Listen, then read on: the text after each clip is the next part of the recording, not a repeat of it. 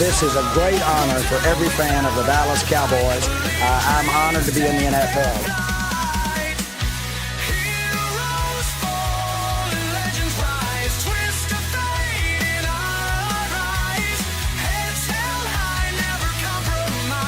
What can I say?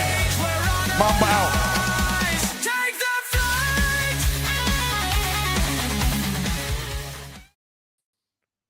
All right, what's happening, everybody? Welcome to the afternoon show presented by ESCN. I'm Chris Gonzalez, joined by Tony Gonzalez and Jay McLovin. How's it going, guys?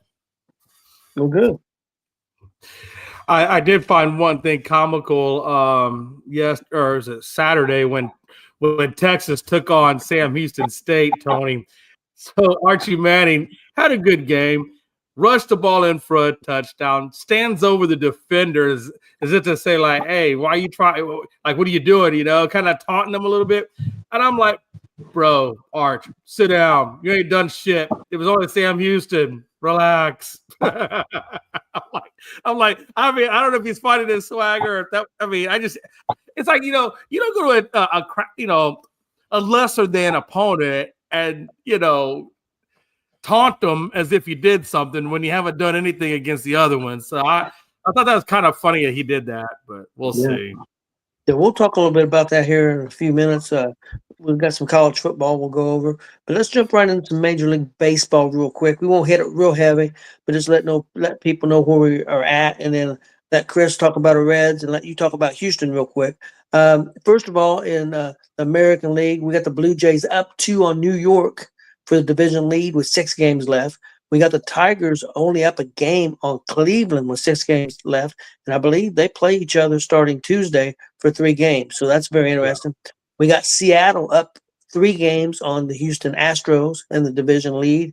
And the National League, we got Philly up 12 on the Mets, Brewers up 7 on the Cubs, and the Dodgers up 3 on San Diego. Let's take a look at the American League wild card real quick. We got the Yankees and Boston pretty much in, but we do have Cleveland and Houston tied. I'm not 100% sure, but I think Cleveland owns the tiebreaker. They do. Yeah, and they do. And then the National League, we have the Cubs, San Diego, and the Cincinnati Reds in right now, but the Reds and Mets are tied, and Arizona's 1 game back, but Cincinnati holds the tiebreakers on the Mets and Arizona. So, Chris, I'll go to you first on the Cincinnati Reds. Great big series. They just come out of a 4-game sweep of the Chicago Cubs. How are you feeling right now about the Cincinnati Reds with 6 games left?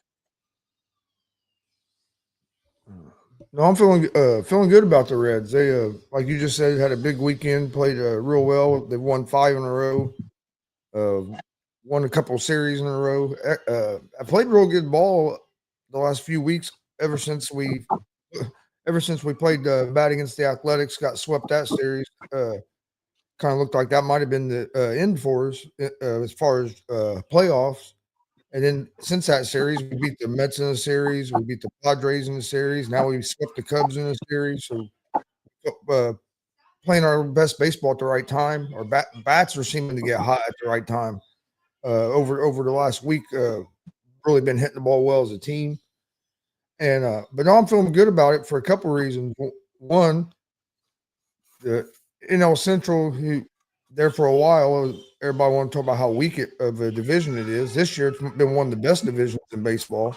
One of the only divisions in baseball that has more than 3 teams in it that has 80 wins or more.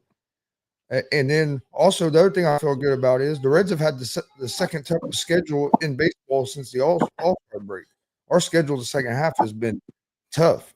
Jay's even brought it up a couple times about how tough the schedule is.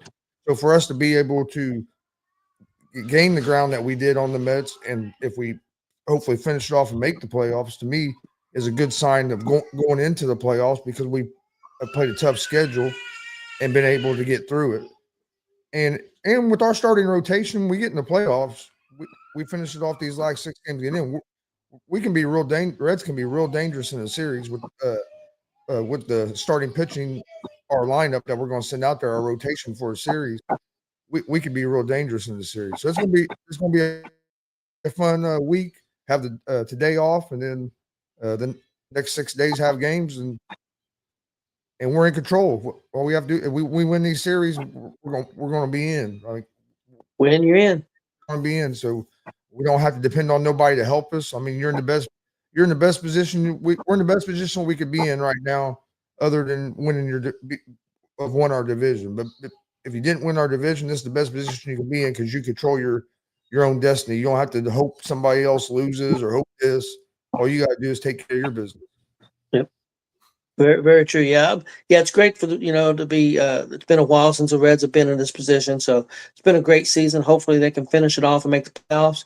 As of right now, if we did, fortunate enough to make the playoffs, we'd be playing the Dodgers first. We'd be the 6th seed. They would be the 3 seed. Jay, let's talk about them Houston Astros real quick. What? Okay, Chris, go ahead. Real quick, just because I forgot to mention it. I think it was, I want to say it was Friday night, maybe it was Thursday or Friday. Hunter Green pitched, and it's one of the best games I've watched a Reds player pitch. He pitched a complete game, 1-hit shutout against the Cubs. Gave up a double. That was the only hit of the whole game. That was all that kept him from a no-hitter. It was one. It's his first complete game in a long time. But yeah, he complete game, 1-hit shutout against a team like the Cubs too. So that was one of the best pitching performances I've got to watch live in a long time. Okay, Jay. Talk about the Houston. You was at the game. I think also on Saturday, weren't you? Yeah, I was there Saturday. I did have one question for Chris before I get into my spiel. So it's kind of like, he got the complete game, but why couldn't he get that no hitter, Chris? What happened? why y'all always a day late and a dollar short, man? Hey, I'm just teasing. You got to won the game. I just got to give you crap, man. Hey, seriously. Hey, congratulations, Hunter Green. It is especially in today's pitching world, it's really hard to even get a complete game, much less a shutout and 1 hit. So congratulations, Hunter Green. No, seriously, I don't want to discount that. I'm just teasing with you, but good game on his part.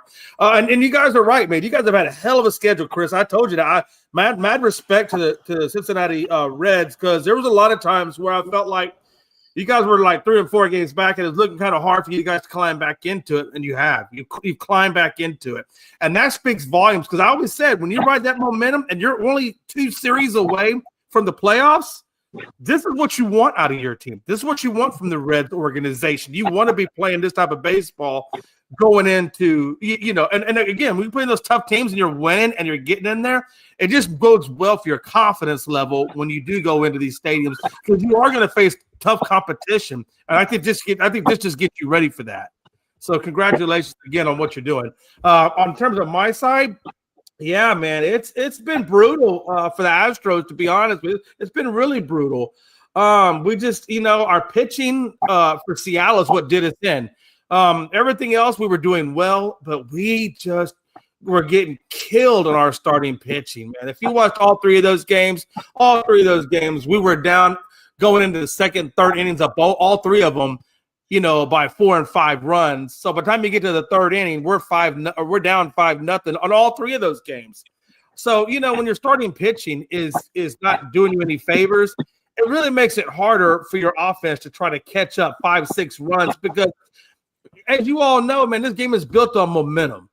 And every time you play these games and you're going into 3rd inning and you're down 5, 6, 7 runs, whatever the case was, it's hard to come back from that on a momentum standpoint, And the Astros did battle back in games 2 and 3 pretty well, but we were just down by too much. So I really blame this one on the starting pitching. Valdez didn't do good. Hunter didn't do good. Jason Alexander just got crushed for 7. So, we were just struggling trying to get our starting pitching going. So that's something that going into this Angels and A's series to wrap up the season, we got to handle business or we won't be in the playoffs. We'll straight up be out of the playoffs. And, it is what it is. If we are out of the playoffs, I look at this season as, we started off with 9 positional injuries, 4 or 5 pitching injuries on IL. And the fact that we're even at 84 games win or one. When you look at the amount of lineups and changes in the lineups and all the things that have gone on with the injuries, it's crazy that we're even where we are now, to be honest with you.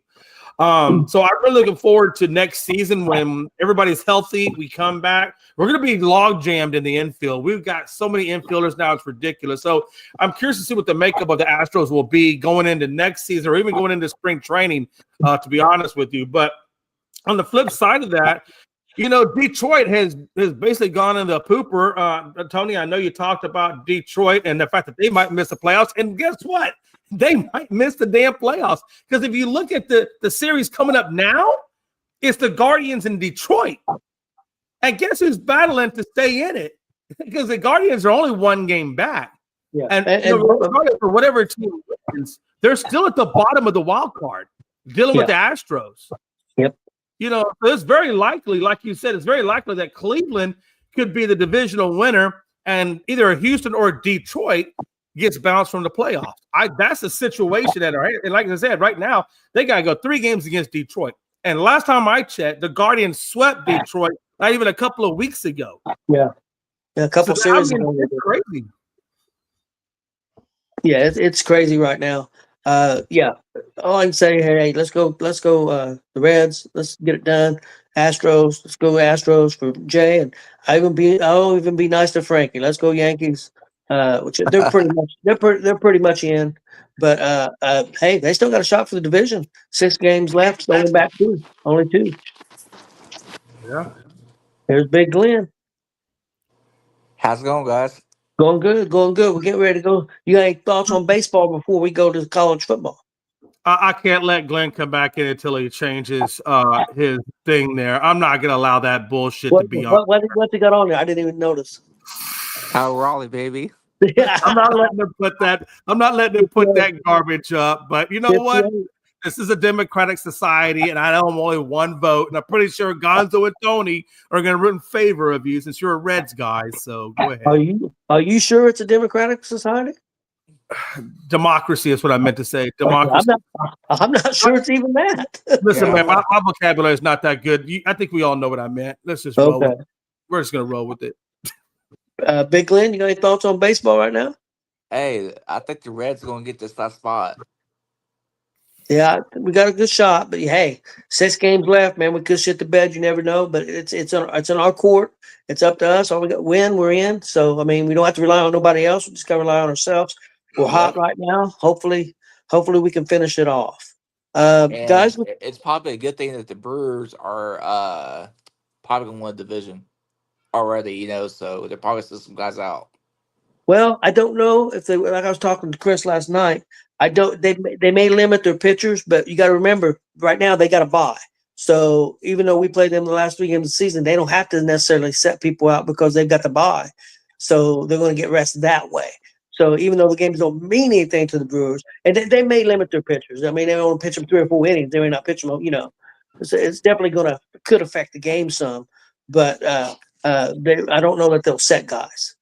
One thing, if I may, and the only and I agree with what you and Chris are saying, and the only reason I say that is because I don't think there's a manager out there that would want his players to go 2 weeks without seeing the field, and then all of a sudden now you're playing in a series in the playoffs. So I think they want to have that momentum. They don't want to let too much rust accumulate on there before they have to play.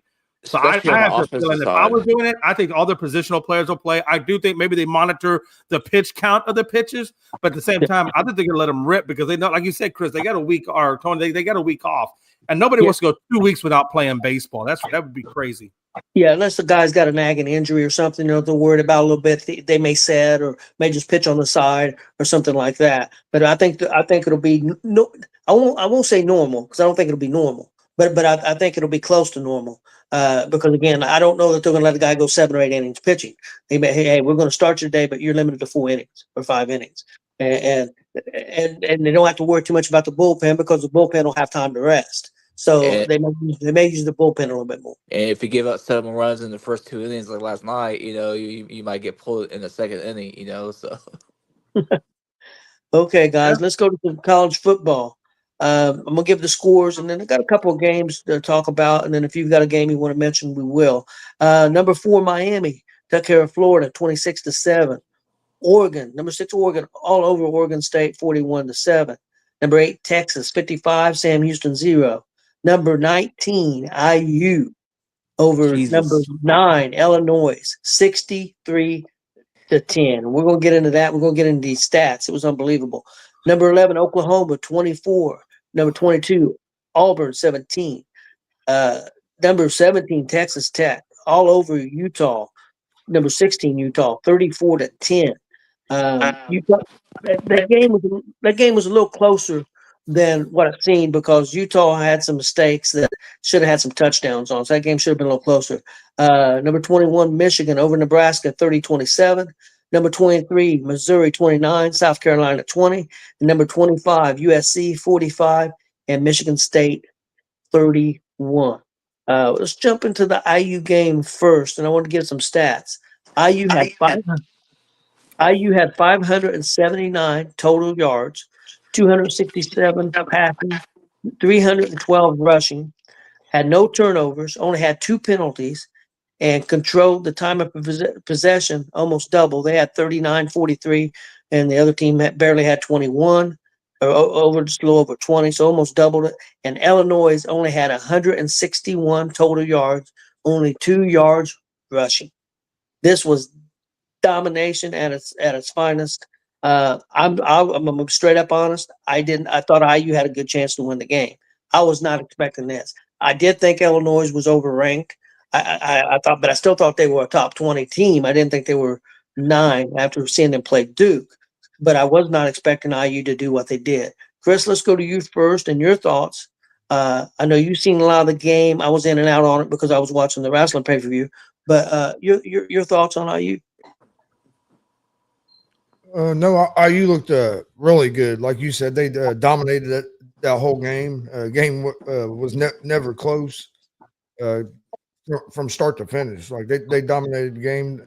I know at one point the IU quarterback was in the first half. At one point was 10 for 13 with 3 touchdowns and 230 something yards. And I mean that was in the first half of the game.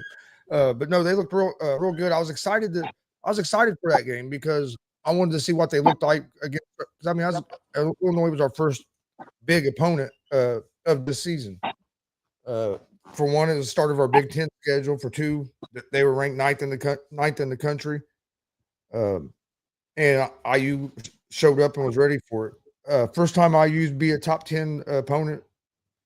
You know, I forget how many. It was a long time. They said they showed that a stat yesterday. It was like I wanted to say like over 20 years if I remember correctly, which doesn't surprise me either because I mean until last year there's a lot of people in the country that probably didn't even know IU had a football program because that's how bad IU football had been up until last season. I was one of those people. I didn't know. When Cignetti showed up, and now since Cignetti showed up, we were in the college football playoffs last year. And I think we're going to have a heck of a shot to be in the college football playoffs this year. I think we're just as good, or actually, I think we might be a little bit better than we were last year, especially if this quarterback keeps playing how he's playing, because I think we got some bigger players now, especially on the defensive and offensive lines. We've gotten bigger. So, yeah, I think IU is going to be really good. I'm looking forward to the rest of the Big Ten season for sure. I thought they moved us up. They moved us up to 11. I told you I thought that we should get moved up to the top 10 if we beat them. They didn't get us all the way to 10, but they moved us up to 11 after beating 9. Real quick, IU and the touchdown they give up. I know Cincinnati talked about it. It was on a blown coverage. They should have never got that touchdown. Illinois shouldn't. But yeah, IU. That's one thing they did last year. The 2 games they lost to the 2 teams that made it to the championship last year, they got beat because they got out physical. The other teams were just too physical for them. That's one thing that Cincinnati worked on. They are a more physical football team. Now, are they going to be physical enough to go for a championship or make it to the Final Four or something? I don't know.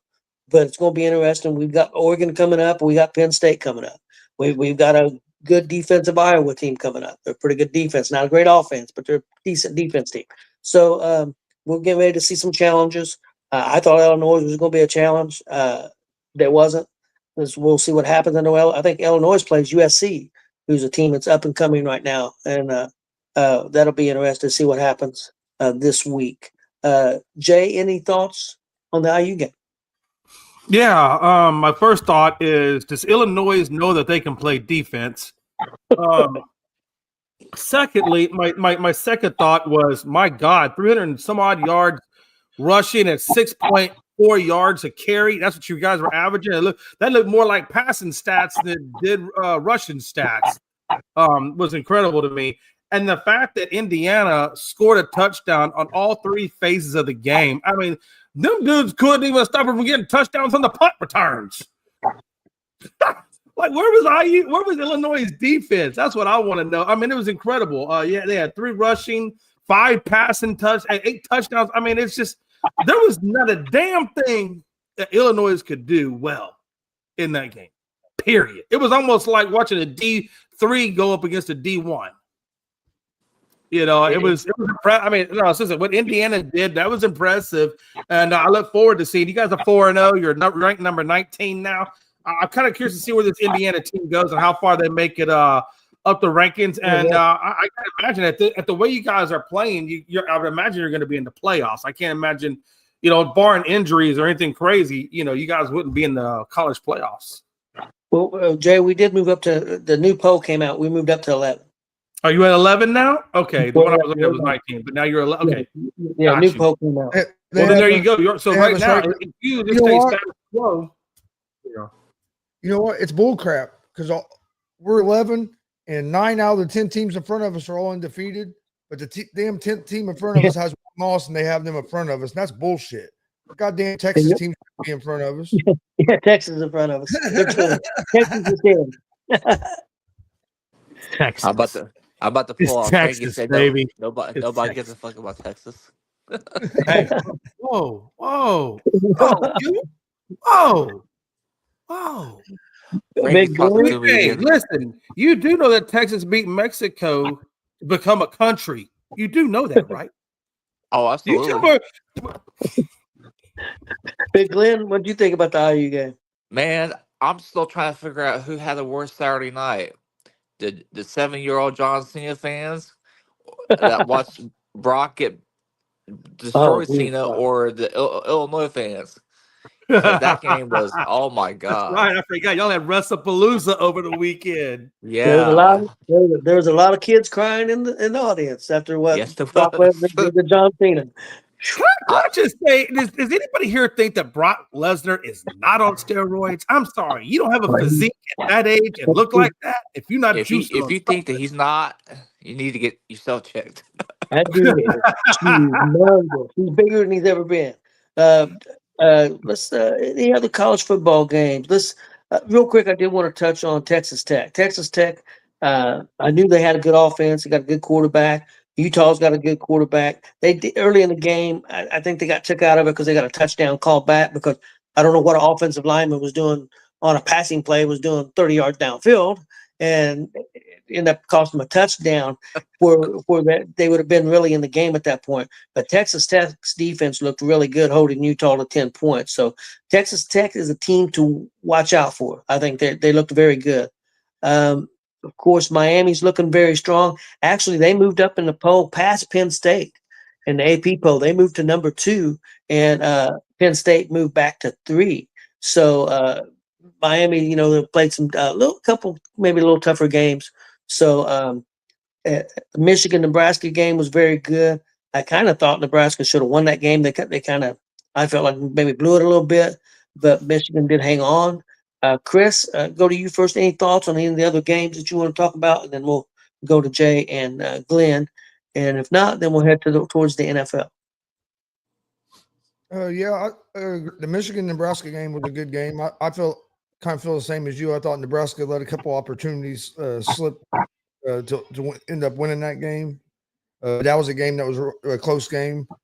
And then, of course, you had the IU game I watched a lot of. I saw a little bit of the Miami game, didn't see a whole lot of it.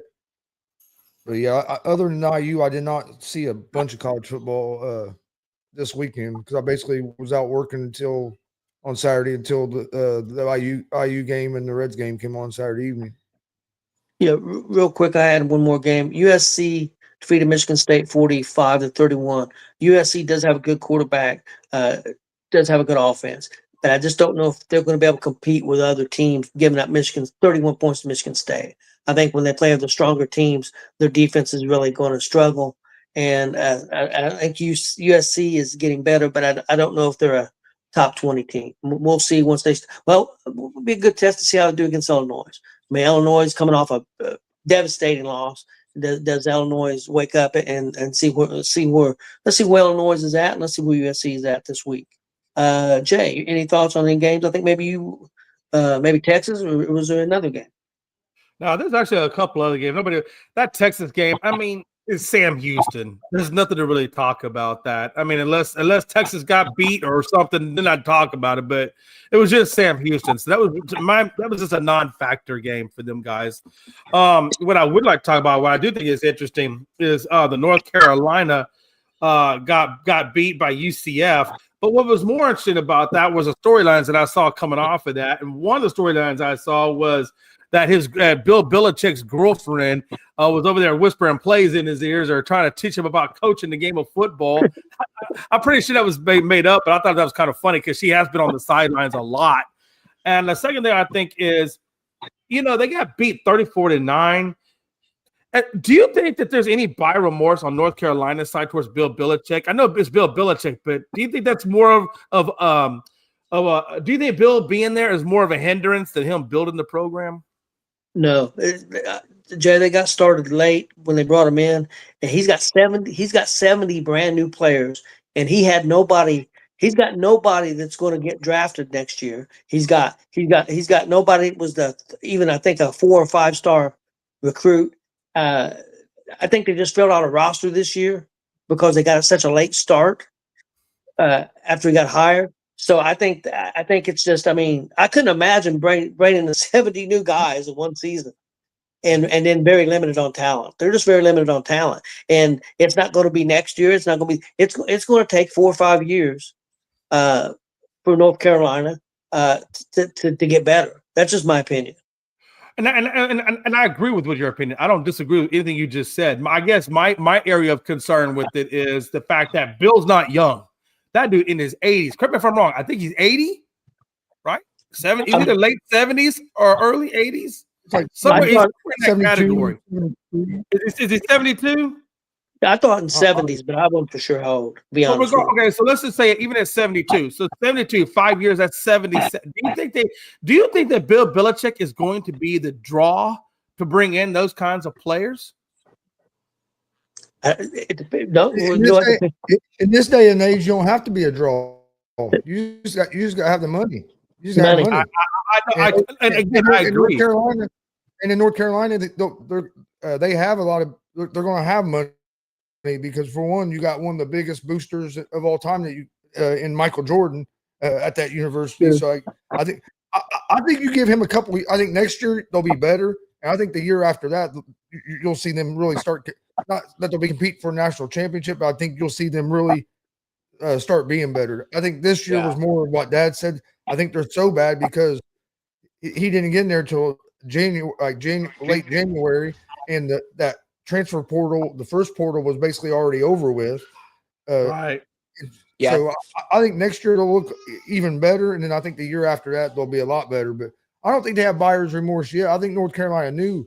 Because North Carolina, they're not a football school, so I think they knew that when they brought him in, it was going to take at least 2 to 3 years to get going in the direction that they were hoping. So I don't think they have buyer's remorse yet. I think if they start next season, it looks like it's looking like now, and you don't see no improvement, then I think they'll start worrying. But I think they kind of knew this was going to be a rough year. And I think a lot of that's going to, I guess, a telltale sign of what you guys are talking about is going to be over these next 2 or 3 years of draft classes and see where North Carolina actually comes in on those draft classes. I think in order for Bill to be able to make an effective change at that university, he's going to have some top draft classes or some really good draft classes. Because what worries me about Bill is, 72, your body starts breaking down. And I wonder how healthy Bill can stay over that next 4 to 5 years. You know what I'm saying? And be effective on the sideline. But again, more to say. The last one I want to talk about real quick was that Clemson game. Obviously, they lost to Syracuse. And, when we started off this season, they were ranked in the top 4, and now they're unranked. And I just wonder, how much longer do you guys think Clemson, or how much longer do you think Dabo Swinney will be the coach before he's on the hot seat? He's probably on the hot seat now. I think it'd be a big mistake if you get. I think it'd be a big mistake if you get rid of him. They're having a bad season. I'm sure there's a reason why. Maybe they just got overhyped. Who knows? But yeah, I think it's. I mean, what the guy's done 8 out of the last 10 seasons. He has a bad season. I think it would be a big mistake to let him go, because as soon as they let him go, there's going to be 100 schools on the phone talking to him. Oh, for sure. So, I mean, it's the last time Dabo Swinney was relevant. It won't be 100 schools. They let him go. There's one school though he'll be at, and he'll be hired there within 5 days after they let him go.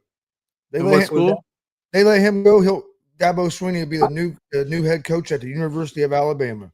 Yep, I was going to say the same thing, Gonzo. Clemson lets him go. He's going to Alabama. He played at Alabama. That's where he's always wanted to coach. And Alabama's not happy with the way it's going with DeBoer right now. If they were to let Clemson let Swinney go, Alabama fires DeBoer, and Swinney will be their new head coach. Who's to say that they're not already secretly talking right now?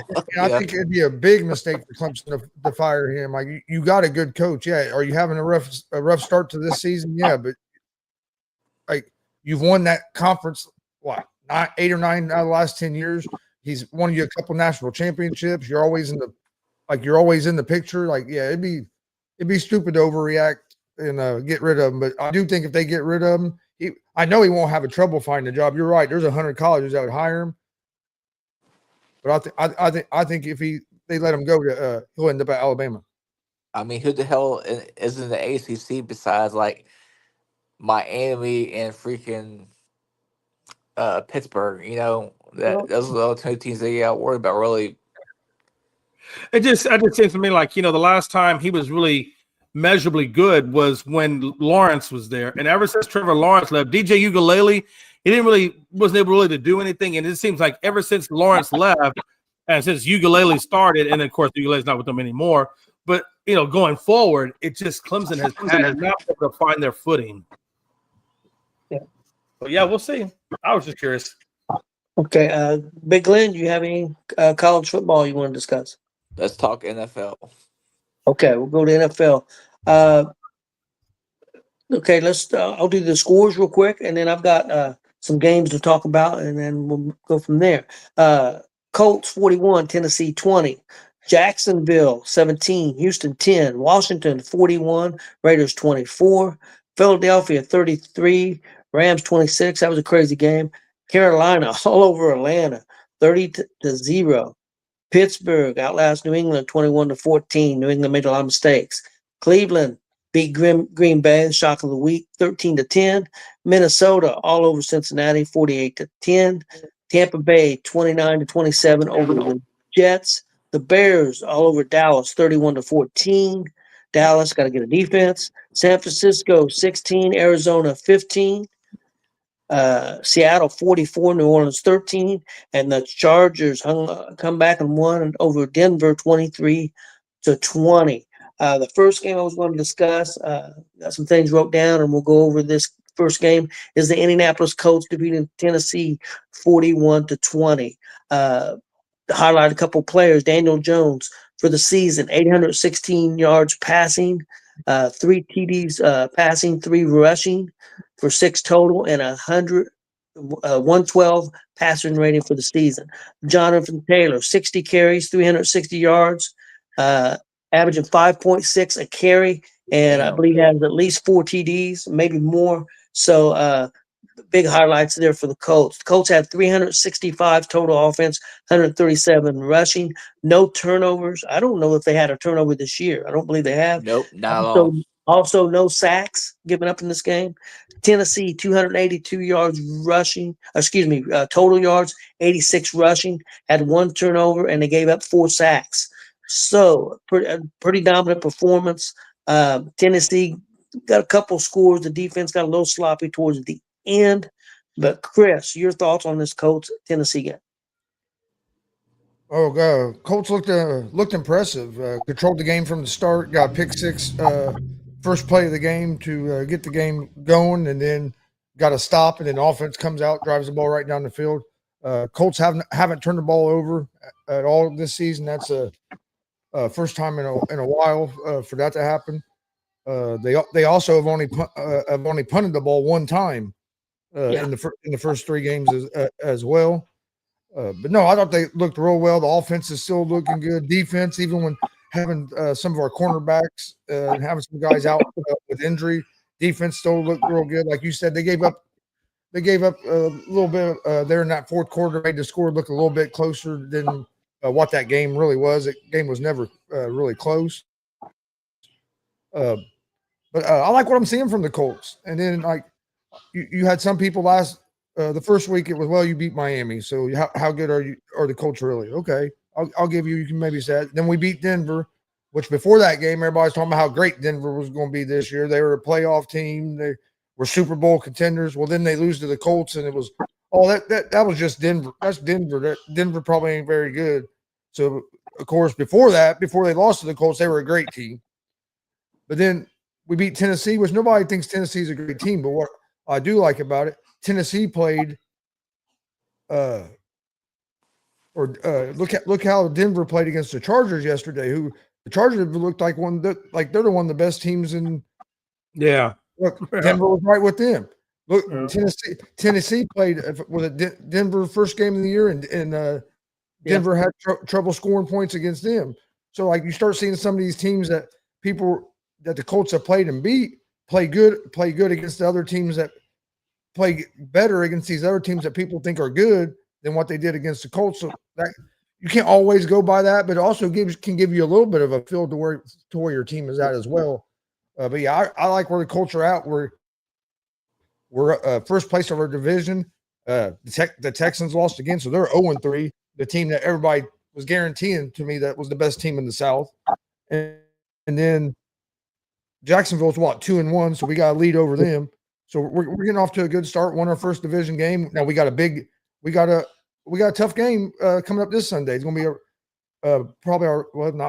should be our toughest test of the season with the Rams. Rams kind of blew that game yesterday at that game against the Eagles. So they're going to be coming in. Rams were my preseason pick to go to the Super Bowl out of the NFC. So the Rams are a good team. So we're going to get even more of a feel where the Colts are at. But I think I'm looking for that game this Sunday with the Rams at 4:00. Going to be a real good football game to watch, whether you're a Colts fan or Rams fan, or if you're just a football fan. That should be a real good game. So, but yeah, I'm real happy with the way things have started off for the Colts. Yes, Jay. Yeah, you said the Colts are playing the Rams next Sunday, right? Yes. Yeah. Okay. Yeah. No, Colts, man. Jeez Louise, man. Y'all are looking good. I will tell you, man. I'm disappointed right now in the Texans. I don't know if they need to go back and find Bobby Slowick or what. But ever since they've gotten rid of Bobby Slowick and they brought in this new coordinator, this team has not, the offense at least, has not looked incredibly good. The defense does not look good either. I don't know what's going on with that damn defense, but the defense doesn't look either. They should have beaten a team like Jacksonville. That was their one gimme game, given the fact they played the Rams and they played the Bucks, 2 good competitive football teams, and then they get Jacksonville, which is a good team, but they're not like, that's still a team that the Texans should have beat. They had the personnel, they should have beat them, but they didn't. So the Texans just have have underperformed, and it shows that they're underperforming. And I don't know what's going on with that team, but somebody's going to have to step in and fix it. And I don't know what DeMeco Ryans is going to do, but I'd probably start off with that offensive coordinator and start there. And if I could get Bobby Slowik's out there, I'd definitely go back and get Bobby because C.J. Stroud played so good under Bobby, and then they got rid of Bobby, and the whole team just does not look. It just doesn't look good. The team does not look cohesively good. Colts, got to give it to them, man. I can't take nothing away from that team. They're playing. Jonathan Taylor, is able to run the ball effectively, and I think a lot of that is because Danny Dimes is completing passes and getting guys in the downfield, which I think opens up that offense and opens up the defense to allow other things to happen. And they're executing. Danny Dimes, he's not giving you elite numbers, 237, but no turnovers. That's the ticket right there. No turnovers. They give you 27, I think, on the ground as well.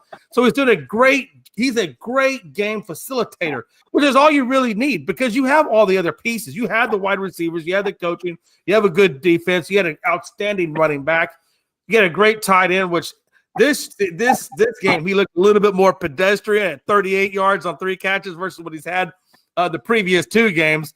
But I guess maybe they were just giving him a day off because that guy's been killing it. Tyler Warren has. So you got a good team in Indianapolis, and the only reason I was not giving the props to Indy is I wanted to see what Danny Dimes was actually going to do before I just jumped on that. And so far, Daniel Jones has looked really good. Now I'm sorry though, Chris, I am going to give you a slide here. Tennessee, come on, it's Tennessee. Let's not go crazy on that. But that Denver game. Yeah, y'all definitely played that. And I think the next big test for you is going to be this Rams team. If y'all go out there, if you go and you play this Rams team, the way you played these last 3 games and you beat the Rams, they're going to have to put respect on the Colts name. They're going to have to because you've earned it. And I really believe this is the first game that you're going to earn it. Right. So I really want to see what this Colts team does do against the Rams, just as I want to see what they're really about. And if you guys handle the Rams, because the Rams the Rams did get beat by Philly. They got beat by Philly by a blocked field goal, but that's either here nor there. But that Rams team is tough. And we all know that Rams team is tough. And if y'all go in there and handle business against the Rams, people are going to have to put respect on Indiana. I will definitely put mad respect on Indiana. Jay, I think the biggest difference. I think the big difference between what the Colts offense is doing and the Texans offense, I think the Texans' problem, their biggest problem isn't their offensive coordinator. It's their offensive line. The Houston Texans offensive line has been terrible, and it was terrible. Swiss cheese has got holes in it. Yeah, it was terrible toward the end of last year, and instead of fixing it, they fired Slovic, and then they traded away some of their offensive line pieces. I didn't understand that. And brought in new guys, and it hasn't gelled yet. I don't know why you'd go away what's working. I agree with that. Totally. Right now, the Colts have been dominating the line of scrimmage on both sides of the ball. That's what we've been so good is our offensive line has been great on offense, and then our defensive line has been pretty good. We've been able to get some pressure on the quarterback with our front 4, but our offensive line has been the key. So far for the Colts because they can pass protect and we can run block, and it just opens everything up. Yeah, and I guess just to address Joe real quick, Joe said he heard CeeDee Lamb is out 4 to 6 with high ankle sprain for the Cowboys. I don't know if it's 4 to 6. I don't know where you heard that from. I haven't seen that as of yet. I'm not saying he's not, but right now what I was seeing was they were expecting Lamb to miss the game against the Packers, but I haven't heard, or they say he's likely out versus the Packers. And if you're likely out and not considered all the way out, I don't know if it's 4 to 6 based off of that. So I need to see more on CeeDee Lamb to get an idea of where he's at. But I'll tell you, that play didn't look good. The way his ankle was, it sure as hell didn't look good. I expect the Cowboys to get their asses kicked by the Packers. I expect Michael Parsons to feast. The Cowboys are just we are not in a good spot right now with the Cowboys. There are definitely some positives on that team, but there's a lot of that. There is no pass rush for one. There's very little secondary help for 2. Hey Jay, let's hold off on that because I've got Dallas and Chicago down. We'll get into it. Oh, I'm sorry, my bad. That's fine. We'll get into it. Let Big Glenn get the Colts out of the way, and then we'll get into some of these other games. But I have that Dallas game there, and I got some thoughts on that play, on that run. I watched a lot of that Dallas game. Okay. Yeah, I'm looking forward to the Rams game on Sunday. Obviously, the Colts are looking good. I'm just gonna wait one more week before I get too excited because we've been down the road before with the Colts. Yep. In that way. So, but things are looking up. I'll say that. Let's jump into the Chicago and Dallas game, and of course Chicago won 31-14. It was close at one point. I think it was actually 14-14, and then the wheels fell off. Like, of course, the receiver got hurt.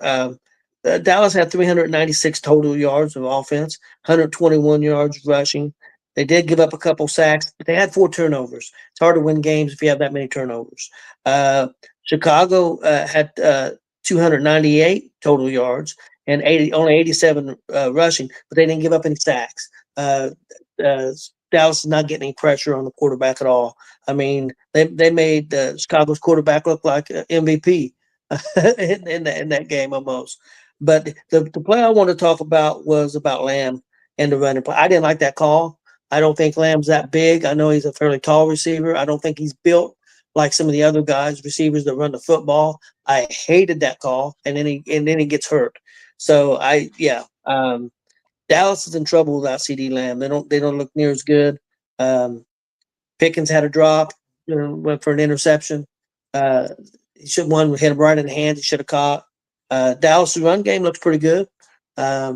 But the biggest problem right now is Lamb being hurt in their defense. Their defense let a lot of receivers get behind them and give up big plays. And you just can't give up big plays. If Chicago's burning you for big plays, you're in trouble. So, Jay, your thoughts on the Chicago-Dallas game? Hey, Jay, real quick. Stephen Jones on a radio show said that CeeDee Lamb has a high ankle sprain, but he didn't give out a timetable for it. But a lot of people are saying it's going to be 2 to 4 weeks. But I guess they did say he's been diagnosed with a high ankle sprain. Yeah, I mean, if it's a high ankle sprain and it's officially confirmed that's at least a minimum of 4. I don't see him coming back at 2. I think 2 is way too damn early. I can't even see that being effective. But I definitely think it's a 4. That's why I could say 4 to 6 on a high ankle. Yeah, there's some validity there. I can see that. In terms of the Cowboys going, yeah. Well, we got exactly what we got, right? We got a good guy in Clark to stop the run, but we gave up our pass rush in Parsons. So it used to be we were pretty good at pass rushing and secondary, not doing too bad. But our weakness was we gave up the big plays in the run. And now we've stopped the run, but we're giving up the pass plays. So maybe the Cowboys could figure out a way to keep our edge rusher and still go get a run blocker. Maybe that would have been nice rather than doing what you did. And that all falls for the most part on Jerry Jones. A little bit falls on the agent from Michael Parsons, but a large of that is just Jerry Jones. That's the sad thing, right? We give up one, but we give up the other. And that's exactly what this game was with Chicago. We give up 298 yards, 3 or 4 touchdowns through the air. But we only gave up like 80-something yards rushing, 33 to DeAndre Swift. So we did great against the run. But, God, we got murdered on the passing defense. And we made Caleb Williams look like a damn rock star out there. That's how I feel about the Cowboys in this game. So, and I said at the beginning of the year, man, I said this team's not – I don't feel like this team is going to go anywhere. Maybe third in the division, second in the division. Hell, maybe even – I don't think we'll be last. I think the Giants are worse than we are, but I think we're exactly where we are. That's just the level of team that Jerry Jones has constructed. Big Glenn? So with the Bears winning that game like they did, I can tell a lot of people put the Cowboys in a survival pool because – like a third of the remaining entries dropped off last night, so it brought it from like 48K to the 35K. So I knew a lot of people to the Cowboys yesterday, as well as whoever the Browns upset for you, who the heck that was. Packers. But yeah, Packers. The Cowboys, man, it'd be cool to have CeeDee Lamb back by Thanksgiving, but that's about it. Chris, your thoughts on Dallas, the game?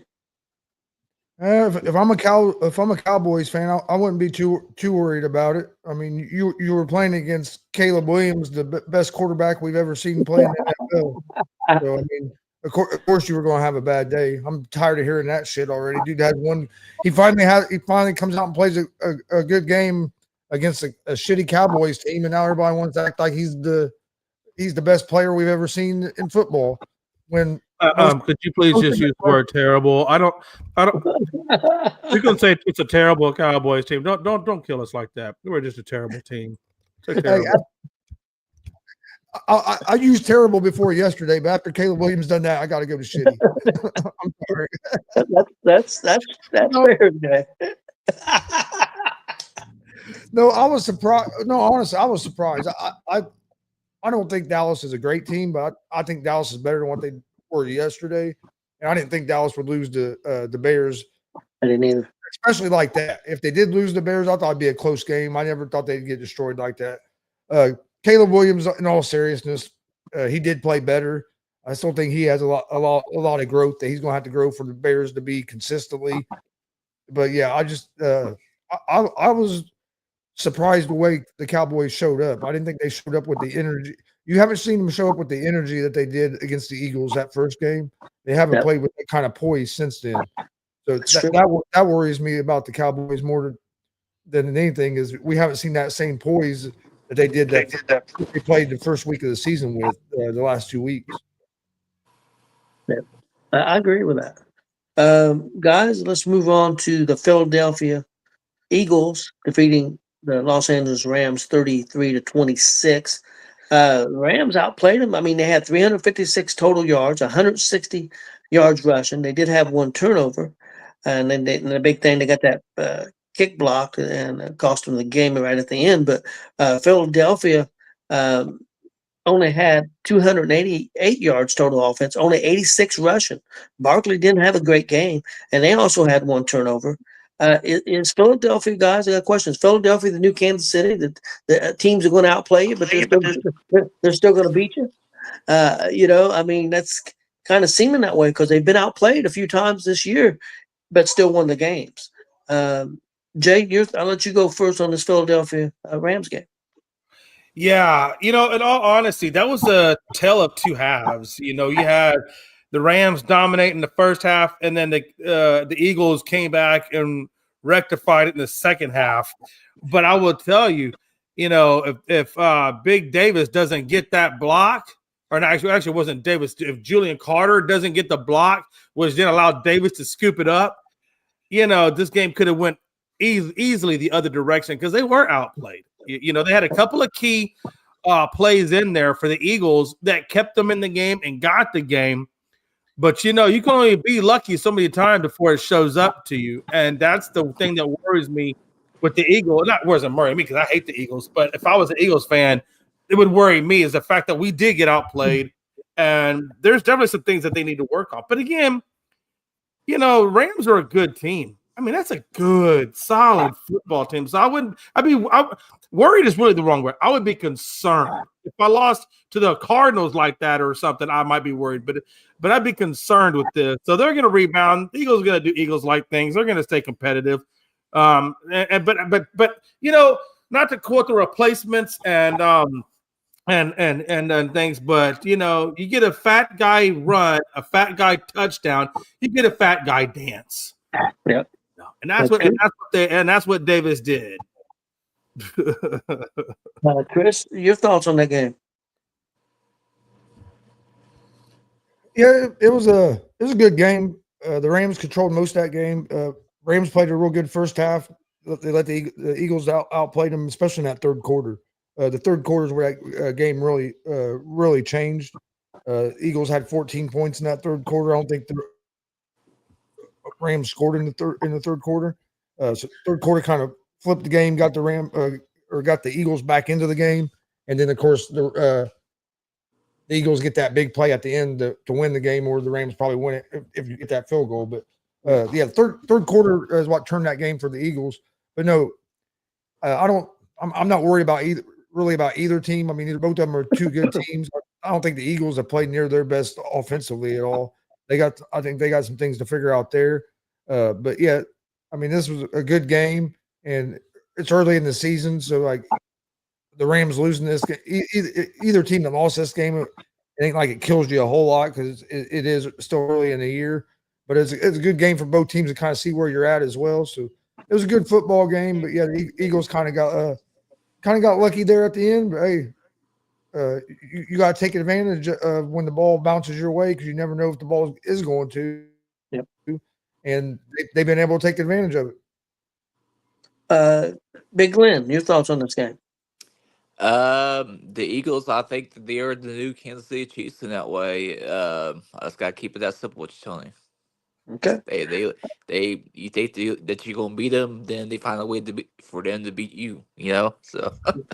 Hey, one thing I wanted to point out though, is it just me or does Saquon Barkley not look like the same Saquon Barkley of last year? He's only averaging 3.3 yards a carry over the season as of right now. And I don't know, and maybe it's offensive line play, I don't know.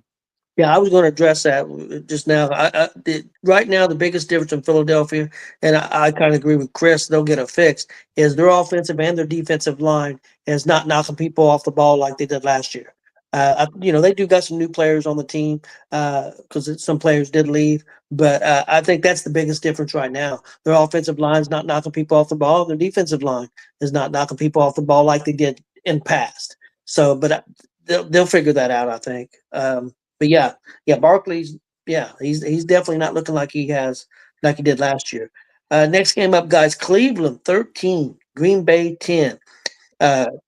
Green Bay only had 230 total yards of offense, 81 yards rushing, and the other big factor here was they got sacked 5 times. And they had 1 turnover. Cleveland only had 220 yards rushing. 220 yards total, 96 rushing, and they only had 1 turnover. Chris, your thoughts on this game, and did Green Bay get exposed a little bit as far as being able to protect their quarterback, or is this Cleveland defense that good? I think it's probably a little bit of both. I think Green Bay has looked real good so far, but I think they've gotten a little overhyped because of the Micah Parsons trade at the beginning of the season.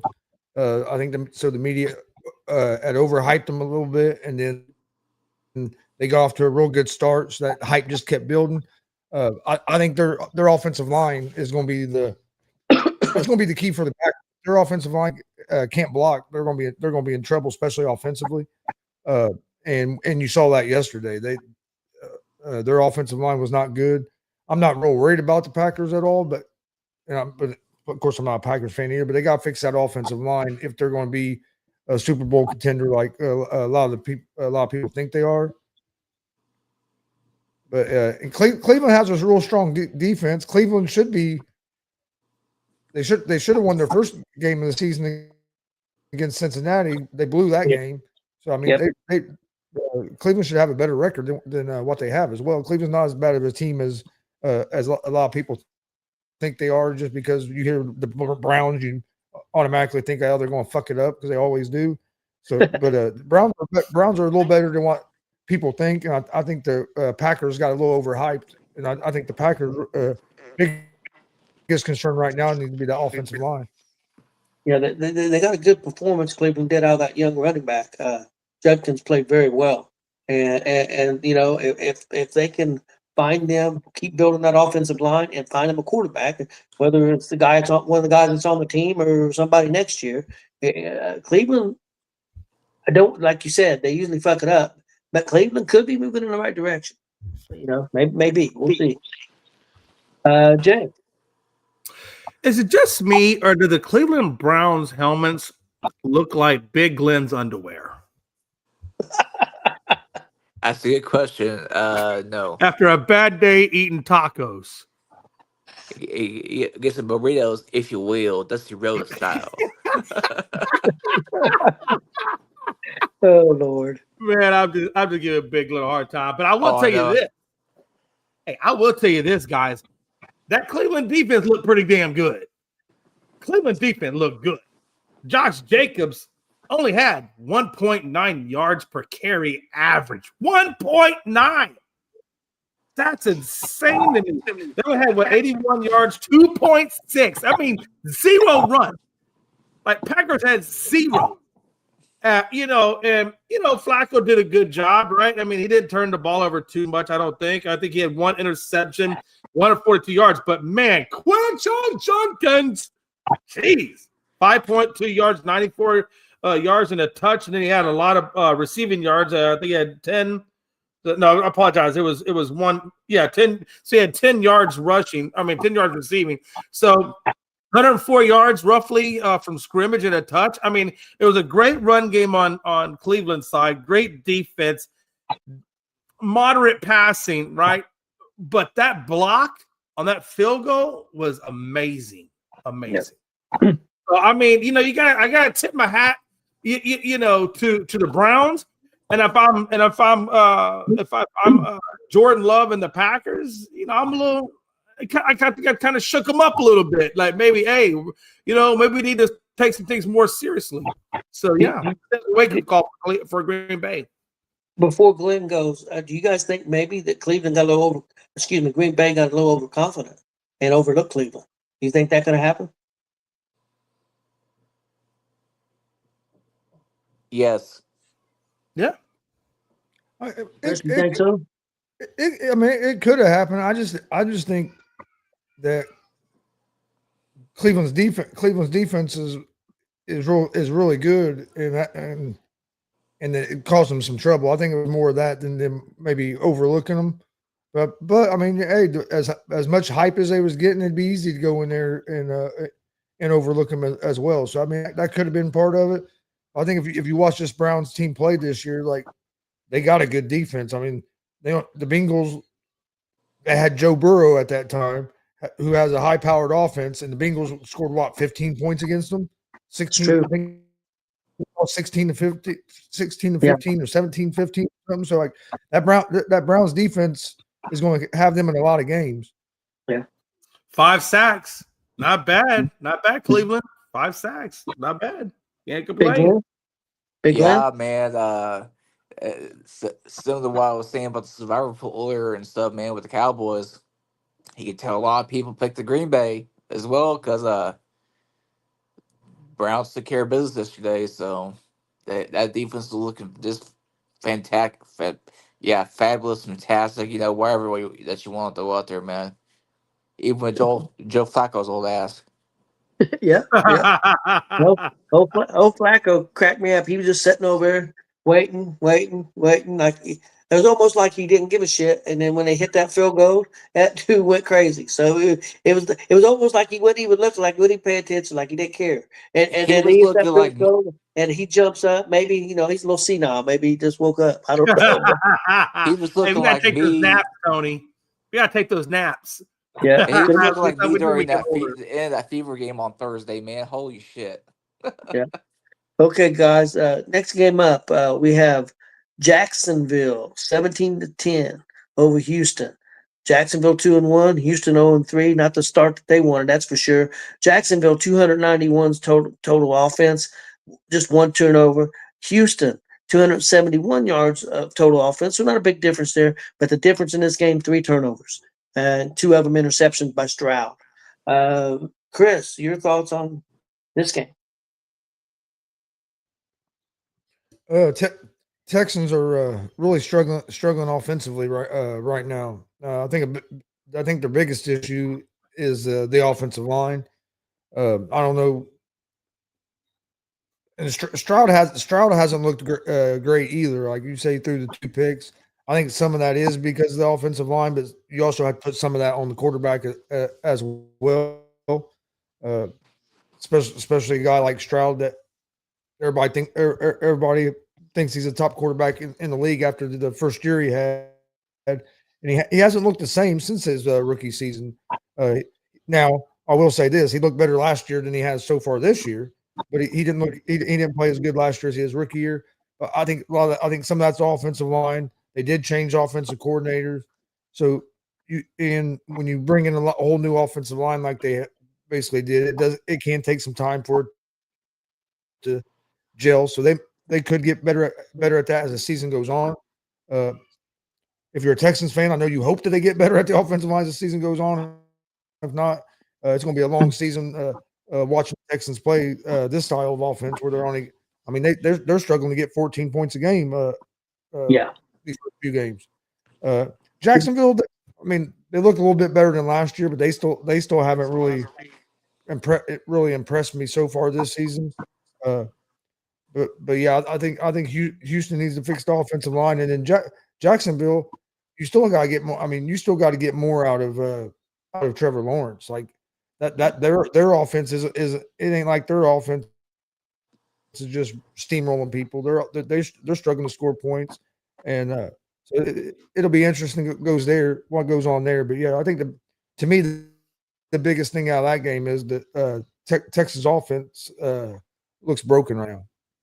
Yeah, Jay, you talked about Houston's defense. If you stop and look at the 3 games, and especially who Houston played the first 2 games, Houston's defense ain't been that bad. I mean, honestly, their defense has played pretty well. I mean, they could very easily won all 3 of these games. They could be 3-0. I mean, but the quarterback play and the offense is the problem right now. Whether it's the offensive line, whether it's quarterback, offensive coordinator, I don't know what the answer is. This was a bad loss because of the turnovers, I think, and it kind of cost them the game. The other 2 games were against real good teams, and they were right there with chances to win. Jacksonville's 2-1. They're relying on the running game. You shut down the running game, Jacksonville's going to be in trouble. But Jacksonville's defense is not bad. Their defense has gotten better. But Jay, your thoughts? Yeah, no, I don't want to say they didn't play bad. Obviously, they had 3 turnovers. They did have 3 turnovers. I think you just mentioned that was really the telltale of this game, right? 2 interceptions, a fumble. You know, you can't win when you got 3 turnovers and you're really not producing a lot as it already is, right? I mean, neither one of those teams got to 100 yards combined rushing, and I think Stroud only had maybe 150 or 200 yards passing, somewhere in that neighborhood. I might be wrong. I'm 271. So 271. And then you look at Trevor Lawrence. I mean, you know, he had 291, or it's actually total yards was 291. I apologize. I'm looking at the wrong stat. Yeah, it was 184 for Stroud. I apologize. 184 to 205 for Lawrence. But Lawrence didn't have any touchdowns either. They really didn't run the ball. The only reason they got the 2 rushing touchdowns was on short yard runs. So I mean, I don't know, man. Jacksonville didn't play a great game. Houston played a worse game. The turnovers certainly didn't help. And if I'm DeMeco Ryans, you really got to take a hard look at your team and start figuring out. You're right. I mean, it wasn't the defense that hurt them. It was that offense, the turnovers on the offense that hurt them. And and that's what I'm saying. If I'm looking at my coordinator, I'm looking at my personnel. I mean, we're gonna have a come to Jesus moment in the locker room. And this offensive line, this coordinator, and all this mess. Yeah, we're gonna rectify this. But again, it doesn't hurt the fact that there's no Joe Mixon there either. You know, I mean, I don't want to take anything away from Nick Chubb, but Nick Chubb is kind of more of a goal line guy or a short yardage guy, whereas Mixon's kind of more your lightning, and they don't have no lightning right now. All they got is Nick and that surgically repaired knee of his. You know, so I don't know. It's crazy. Big Lynn, any thoughts on this game? Well, I tell you what, man, Houston has just taken a huge shit in more ways than one. And it ain't just the Texans either, unfortunately. Yeah. But I'll keep us short with that one. Okay. Next up, guys, this is the last game I had, unless you guys have any other game you guys want to comment on. Got the LA Chargers 23, Denver 20. Chargers had 376 total yards. Didn't have 2 turnovers, and they gave up 5 sacks. That was a little telling. Denver had 265 total yards, but Denver had 10 penalties for 90 yards. I think hurt them some. Denver probably should have won this game, even though I thought the Chargers had the better numbers. But I watched a lot of this game. Chargers got the win right at the end. The offensive line is going to have to play better for the Chargers. No doubt about that. But they do have a good defense, as does Denver. Chris, your thoughts on this Charger-Denver game? It was a good football game. Watched most of it.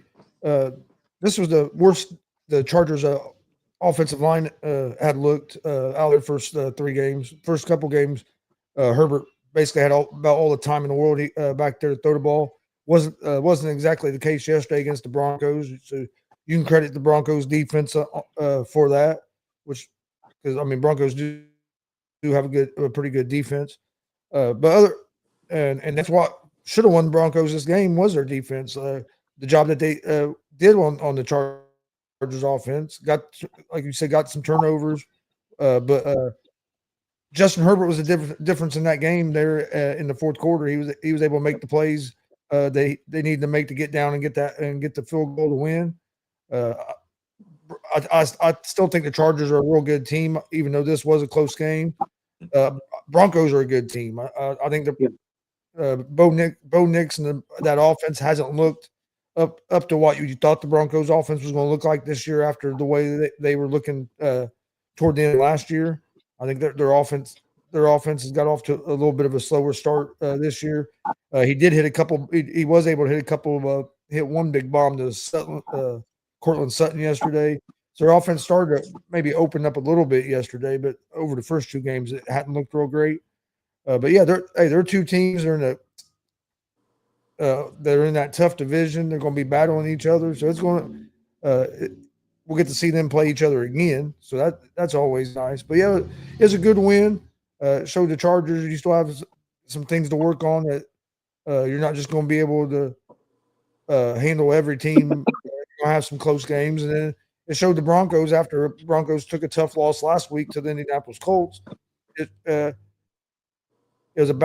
showed the Broncos, hey, you're playing the Chargers, who looked like one of the best teams, and you were right there and should have probably, like you said, should have won that game. So, but yeah, it was a good football game.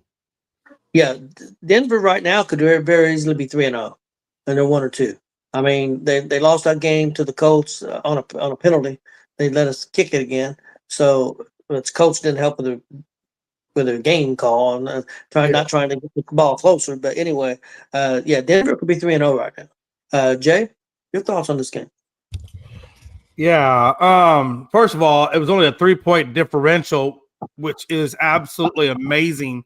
That it was only a 3-point differential when you're given the fact that the Chargers had 80 plays to 48 plays for Denver Broncos. I mean, that's 32 more plays on their side. The fact that it's only a 3-point differential is crazy, because the other supporting argument is the fact that Denver had 10 penalties. I mean, when you got 10 penalties, that tells me, because I remember what it was like when I saw 10 penalties when the Cowboys were doing it. And that means we really couldn't get into much of a rhythm. And I think that's kind of what happened here. I think that the Chargers controlled the game with their offense. And again, nothing against Denver's defense. I thought Denver's defense was good, but man, those 10 penalties and the fact that they couldn't stay on the field, and the fact that the Chargers were on the field for like 36 minutes, and I think they were only on the field for 23 minutes. That's a big thing. So, yeah, I mean, great. I think it's a great effort by Denver. I still think Denver is an up-and-coming team. I think they're going to continue to get better and better. I think the division as a whole is going to get stronger as time goes on. But right now, it's the Chargers owning that league right now until somebody says differently. Yeah. Denver's offense didn't play very well. The defense, I know they kept them in that game. Them 5 sacks and those 2 turnovers is what kept Denver in the game. It was Denver's defense that kept them in that game, no doubt about it. Big Glenn. I tell you what, man, the AFC West is the division to pay attention to this year. Every time those teams in those divisions are going to be going out, man, it's going to be must-see TV. Yep. I agree. So, but I'm not surprised that the Chargers won. We know how good Jim Harbaugh is as a coach, so I wasn't surprised that they was able to lock down Denver enough to get that W. A couple other games I wanted to touch on a little bit. San Francisco outlasting Arizona 16-15. Mac Jones playing in that game. A big win for San Francisco. You guys got any thoughts on that, Chris? It was a good game. Came down to the end there. Either team could have probably won that game, but from what I got to see of it, it looked like a pretty good game. I know Austin wasn't real happy about it, him being a Cardinals fan. Yeah. But no, it was, and them teams always they always play each other. Every time they play, it's always a good game, being in the division and stuff. So, but yeah, I thought Jones played well again, doing his job, and San Francisco hanging in there until they can get a little healthier. Yeah, and Arizona had a big loss, losing Connors probably for the season. It looked like so. That's a big loss for them, even though they do have another pretty decent running back. But I think he might have torn Achilles. He might have torn Achilles the way it looked on the replay. Yeah, I think he did. So, Jay, any thoughts on this game? Yeah. If anybody needs a running back, I've got two. I got Scatterbo, Tracy's hurt, and I got Trey Benson, and Connor's out. So anybody need a running back, make me a trade. Outside of that, what I would say take away from this game is the fact that number one, I think Mac Jones is showing that he can still play at a good high level as a starter if given another opportunity in the right situation. So if I was a Saints, I might be making an inquiry and trading for a Mac Jones, if not this year and maybe next year. But I'd be looking to trade for a Mac Jones and see what that can do for your team, because I think Mac Jones is doing well. I think he's playing well in the absence of Brock Purdy, and he's keeping them afloat and keeping them at 3-0. And I will tell you, a lot of people don't realize, but Mac Jones was a Pro Bowl quarterback year one when he came to New England. So I think at some point Mac Jones is going to be a starter. If not for the Saints, maybe Carolina or somebody else, but he's going to get a starting job. I have a feeling somewhere. I mean, the biggest thing for me in this game, though, was like number one, like you said, the injuries, not only to Connor, but also to Nick Bosa. Nick Bosa tore his ACL, so now he's done for the year. I got to tell you guys, I don't know what it is with that Bosa family, but they both have always had issues with injuries. Nick Bosa's missed a lot of damn time. So I'm curious to see what comes out of it. I mean, it's not going to be a career ender, but I am curious to see how much longer Nick Bosa has as a career, given his injury history. But good job on the 49ers. They took care of business. It was a 1-point win, but a 1-point win is a 1-point win, and they took it. They took care of business. Big Glenn? When I was in the NFL, man, they took care of business. So. Okay, next game I wanted to touch on real quick. I got two more. I got this game and the next one, and then we'll maybe get out of here. Washington winning 41-24 over the Raiders. Mariota, quarterback, filling in for the injured Jaden Daniels, played pretty well in this victory. Now, they did lose the receiver, McLaren. Looked like he may be out for a while. So I haven't heard exactly how many weeks it's going to be. I don't think it was a real bad injury, but I think he will miss some time. Chris, your thoughts on this game? No, Washington Commanders look. Are they a better football team without Jaden Daniels playing? Is it time? Is it time to start that conversation like we do in the NBA when a team does good and when their players are out? So I don't know. Maybe they're better off with Mariota as the starter. No, I'm just joking. But no. I honestly thought it'd be. Are you joking? Yeah. Okay. Mariota is not that guy. Maybe we should trade Tyrese if Nimhard does well this year. No, no, I thought it surprised me. I really thought with no Jaden Daniels, I thought the Raiders was going to go in there and have a chance to win this. I really thought the Raiders had a chance to win the game.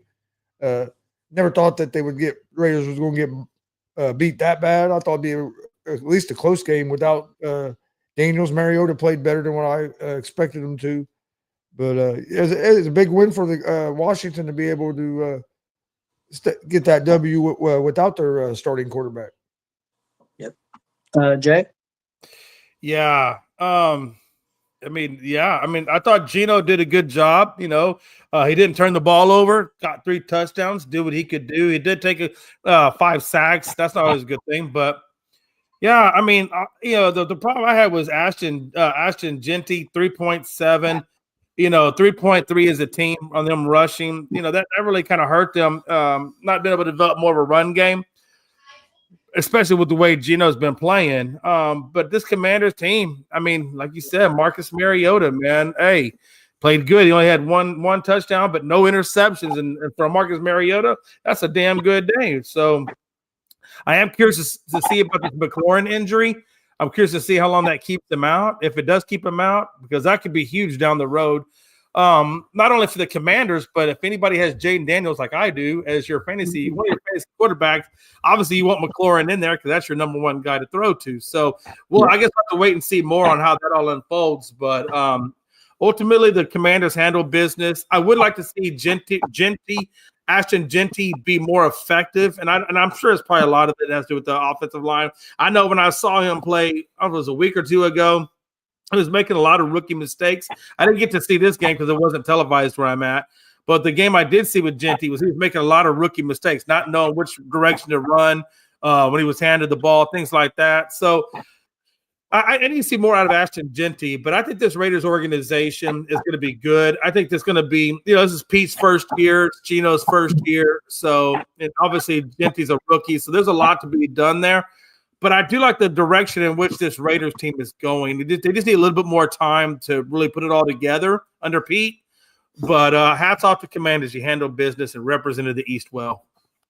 Okay, I had one last game, and then we'll talk a little Monday Night Football, and we'll get out of here. Minnesota, 48-10 over Cincinnati. Guys, you're going to have to help me because I'm forgetting the quarterback's name. Jake Browning. No, for Minnesota. Dillard or Carson Wentz. Carson Wentz. Carson Wentz. That's right. Carson Wentz didn't have a necessarily great game. It was more of a defense. Went crazy for Minnesota and won this game 48-10. Browning looked horrible. Chris, your thoughts on this game? Does Cincinnati maybe say, hey, somebody's got a quarterback? Do you want to make a trade? He looked really bad. No, I don't. If I'm Cincinnati, I'm not going to panic. You were just playing against one of the best passing defenses in the NFL under Brian Flores and the Minnesota Vikings. That defense causes a lot of teams trouble. So it doesn't surprise me that they caused a backup quarterback quite a bit of trouble. So if I'm the Bengals, I wouldn't be too worried about Browning. I think this is more of a product of the defense that you were playing than what you're going to get every game out of them. We saw him play not last year, but the year before when Burrow had that hurt wrist and he went like 4-3. He went like 4-3 that year. So I mean, he's shown that he can be a capable player. To me, yeah, it was Minnesota's defense. They put a lot of pressure on that Bengals offense. Never let that Bengals offense get any kind of rhythm. And then you had Carson Wentz in the Minnesota offense. He didn't put up spectacular numbers, but they didn't turn the ball over, and they were able to move the ball down the field. They were able to rush the ball, get 169 yards on the ground. That helps you out a lot too, especially when you have your backup quarterback in. But Carson Wentz is not as bad a quarterback as a lot of people want to make him out to be. The year he played for the Colts, he had a good year.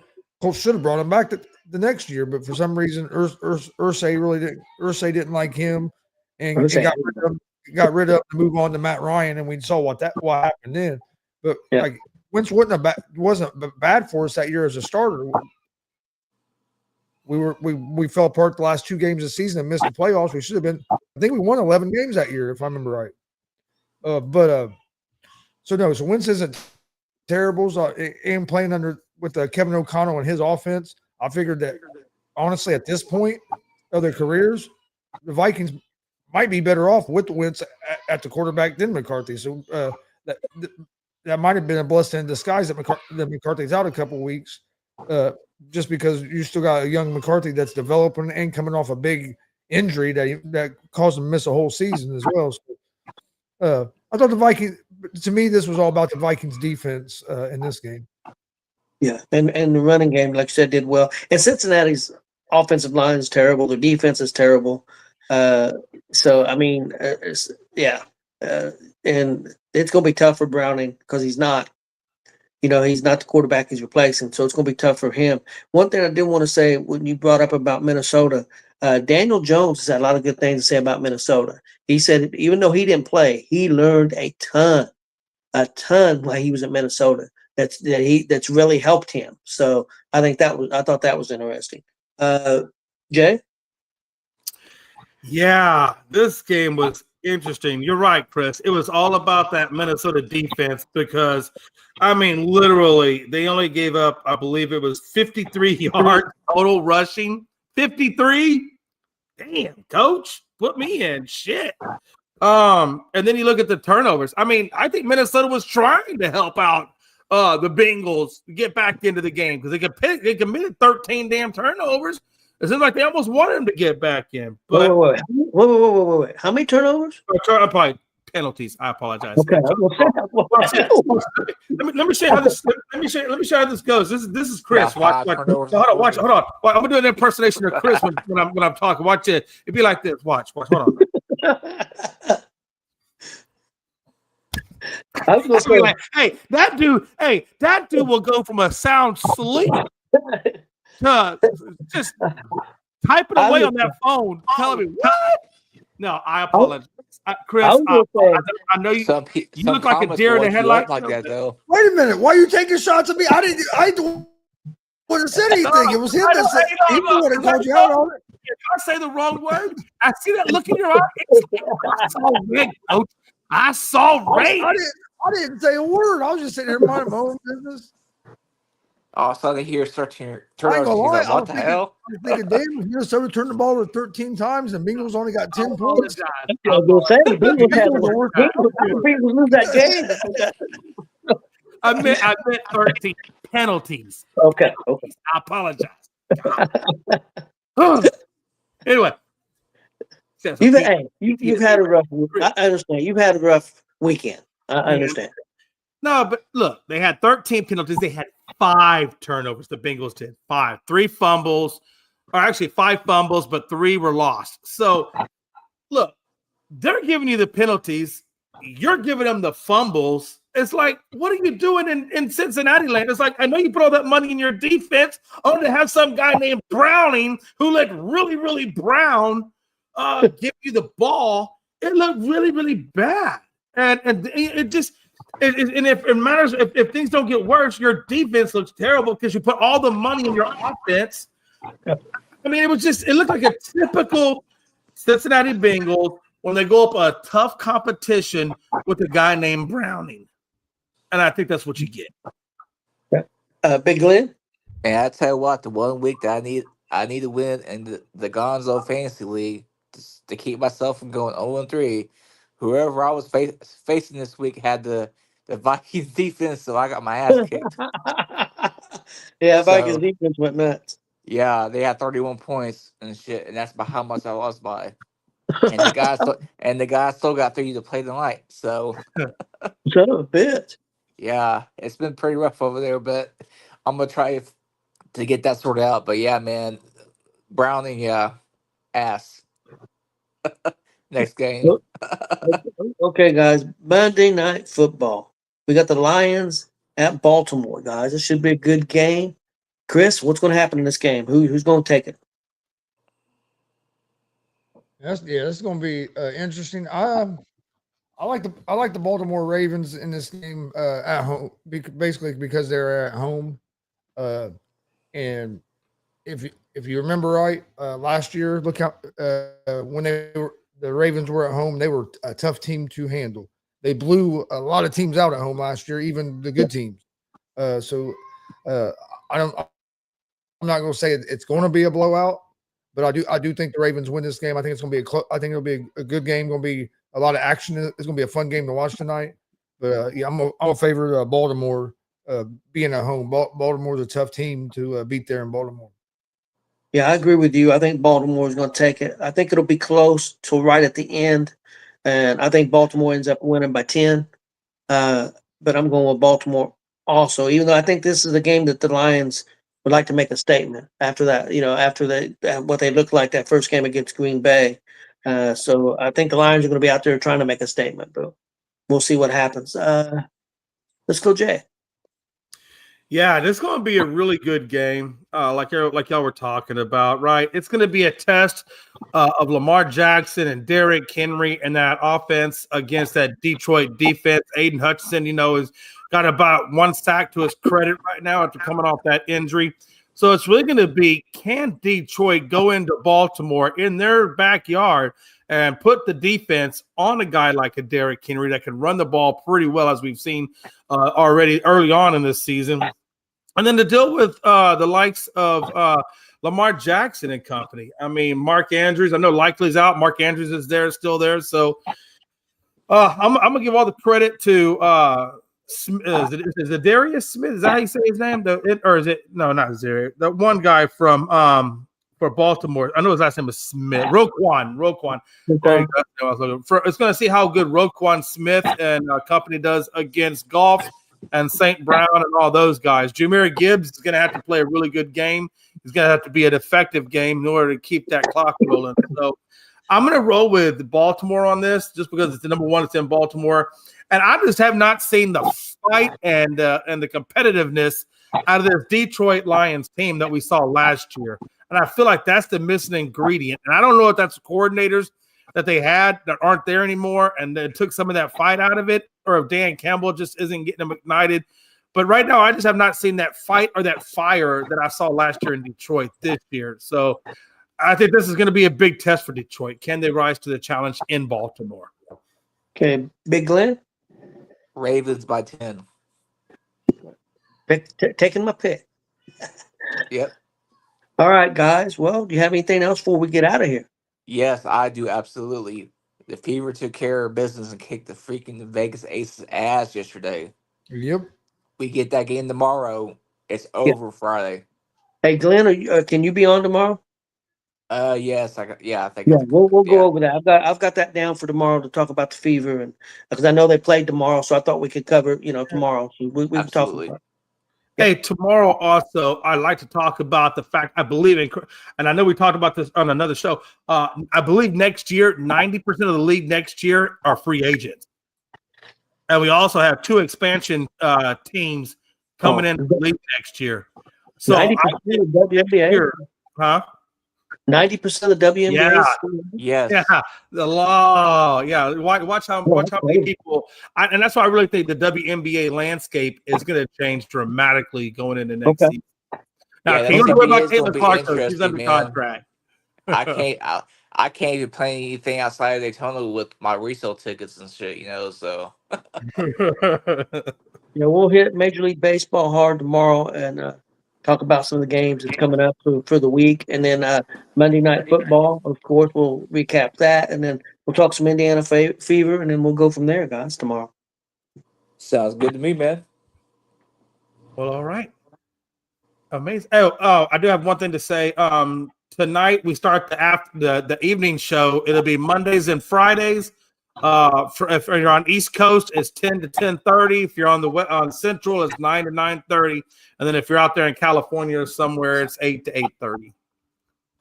That'll be starting tonight. It'll be Mondays and Fridays. If it's what time is it Eastern? Eastern would be 10 to 10:30. If you're in California, it'd be 7 or 7:30. Yeah, maybe you can get the judge to come on with you. Is it 7? Is it 7:30? Yeah. Okay. California is 3 hours behind Eastern time. Yep. Okay. Well, there you go. So 7:30. Then you're on California time. Yeah, it'd be 2 hours behind you. Yeah. Well, there you go. All right. Thanks for watching. Please hit that subscribe button on YouTube, Facebook, Twitch, X, Instagram, all at ESEN and Gunzo Sports Room. And we'll see you guys tomorrow.